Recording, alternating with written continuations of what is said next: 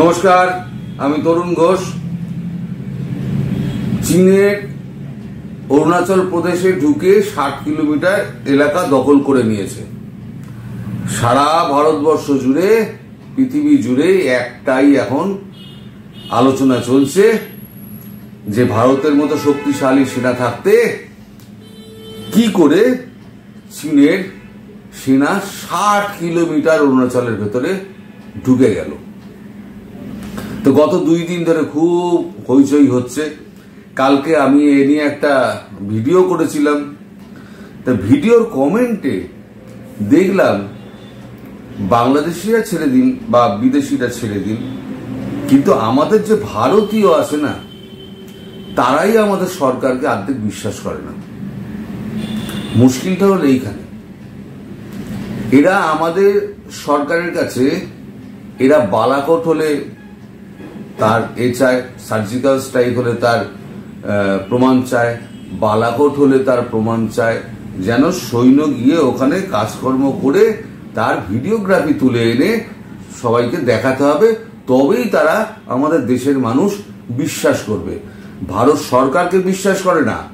ভারতীয় সেনাবাহিনী যারা দিনরাত পাহারা দিচ্ছে সীমান্তগুলো, না খেয়ে না দে, যারা -50 ডিগ্রি সেলসিয়াসে আপনার লাদাখে আর আপনার সিয়াচিনে যারা পাহারা দিচ্ছে, তাদেরকে বিশ্বাস করে না। বিশ্বাস করে কাকে? এই সমস্ত ফালতু মিডিয়াকে। আচ্ছা, এই যখন হচ্ছে তখন একটা আরটিআই হয়েছিল, right of information, RTI. Say RTI এর একটা জবাব এসছে কেন্দ্রের তরফ থেকে। আমার কথা ছেড়ে দিন, আমার কথা বিশ্বাস করতে হবে না। আমাকে অনেকে বলেন যে আমি নাকি মোদির দালাল। মোদির দালাল না, আমি ভারতবর্ষের দালাল। ওখানে যদি কোনো কংগ্রেস বসে তাহলে আমি কংগ্রেসের দালাল হব না, আমি ভারতবর্ষেরই দালাল থাকবো। এখন মোদি আছেন, আমি ভারতবর্ষের দালাল।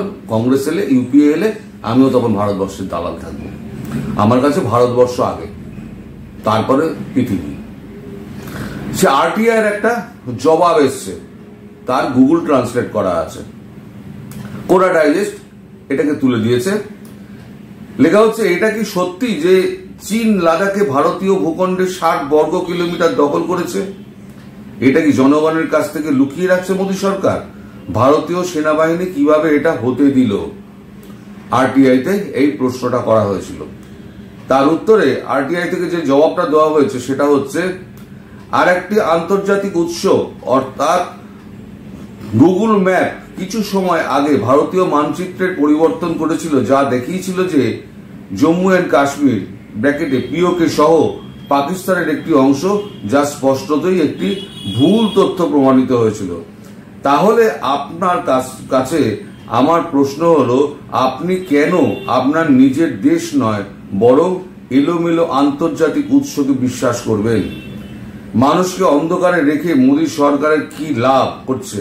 এছাড়াও এটা আমাদের সরকার এবং আমাদের নিজস্ব সেনাবাহিনীর সক্ষমতার জন্য অপমানজনক। এমনকি ভারতীয় ভূখণ্ডকে অধিভুক্ত করা হয়েছে বলে মনে করা। এছাড়াও সরকার যদি কিছু তথ্য গোপন রাখে তবে এটি সম্ভবত মনে করে যে এটি করা দেশের সর্বোত্তম স্বার্থে।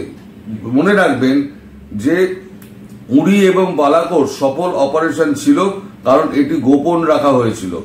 ভারত যখন একটি বিদেশি সত্তার কাছ থেকে হুমকির সম্মুখীন হয় তখন আমাদের আস্থা ও সমর্থন বিভক্ত না হয়ে সরকারের প্রতি থাকা উচিত।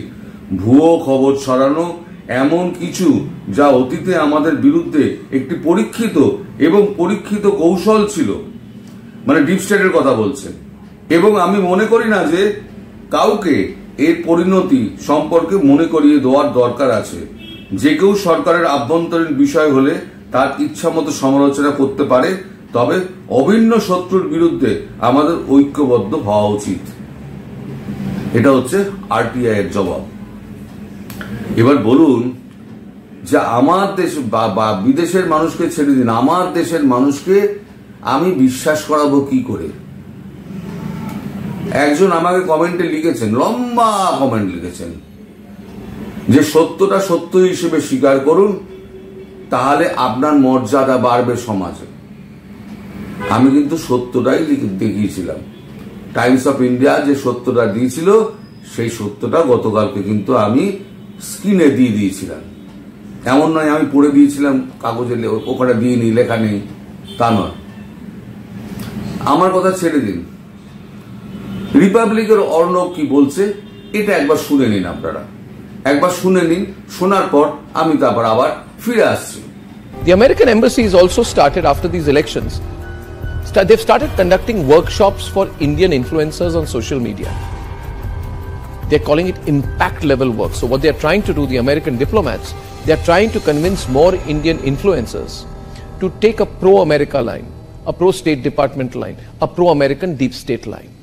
The Americans think this way they will influence the influencers, and the influencers will do what they want them to do, and maybe in the course of it, through some usual American deep state techniques, they'll call it funding good journalism, or they'll call it funding impact journalism, or whatever like that. They'll keep giving bits of money to people they like. In fact, you should all do the research on which are the people, which are the organizations, which are those digital companies, influencers, who have been taking money from the Americans. Directly, it happens quite directly, $10,000, $20,000, $30,000. They give this money, and these Indians gratefully accept it.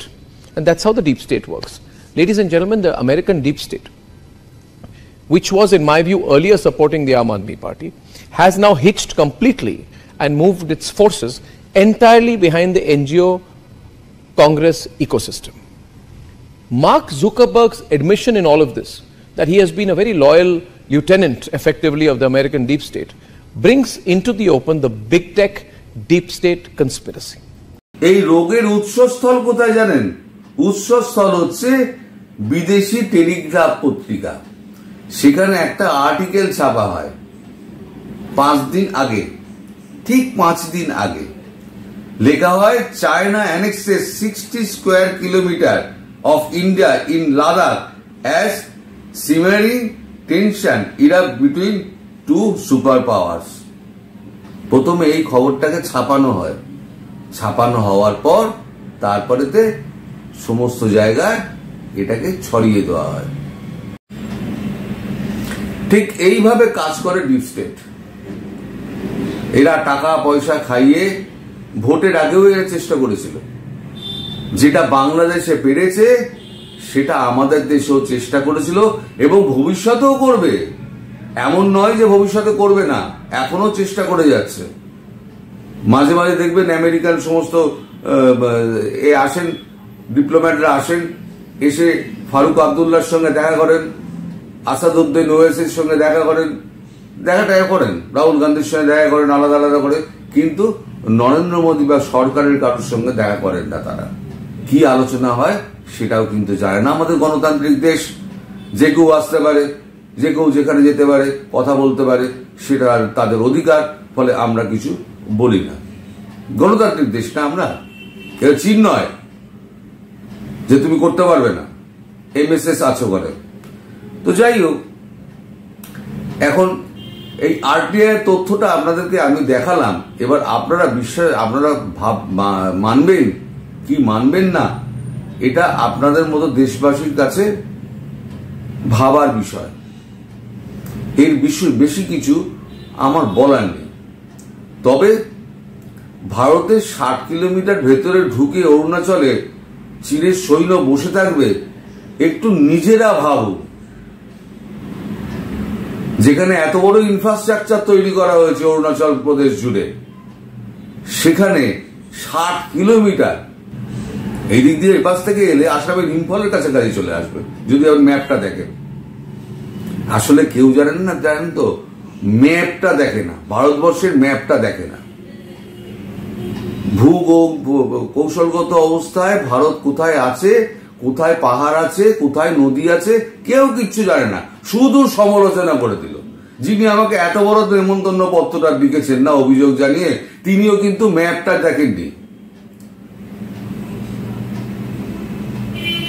অশিক্ষিত গণ্যমূর্খ আমি বলবো না, কিন্তু তাদের চর্চার অভাব।